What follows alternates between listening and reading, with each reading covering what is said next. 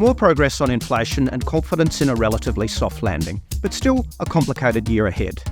Our latest thoughts for domestic economy and financial markets. The first RBA meeting for 2024 went to script, with no change to interest rates as forecast. And the messaging matched our expectations of no further rate hikes, but the need for patience before the RBA can be expected to cut rates. This was the first policy meeting with the new format, including a press conference, and Governor Michelle Bullock spoke candidly about the need to remain vigilant on inflation.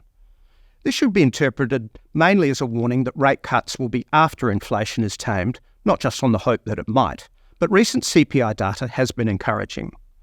Core inflation fell to 4.2% by year-end, only 0.1% below our forecast, but 0.3% below the RBA's estimate, with pleasing progress on goods price inflation. But, as the chart shows, still a slow path to the target range. We expect core inflation to be back at 3% by year-end, but before the RBA can cut rates, they'll need to be convinced not only that we dip below there, but that CPI will stay in the target band. There are a few factors that will challenge this. High services inflation is still elevated by tight labour markets and poor productivity levels. Geopolitical tensions around the world risk renewed supply chain disruptions. And the Stage 3 tax cuts, while an important step in the urgent need for tax reform, will add fiscal stimulus at the same time that monetary policy is trying to constrain demand. So, while the market is pricing in rate cuts by September, we're still suggesting they're realistically more likely to start in early 2025. One of the challenges with forecasting last year was the much larger rise in net migration than expected, and this year that remains a source of uncertainty, especially for its impact on our labour markets and property prices. The December jobs data showed unemployment still below 4%, which is one of the lowest amongst advanced economies. And while we are forecasting a rising unemployment rate, anything below 5% does suggest a soft landing.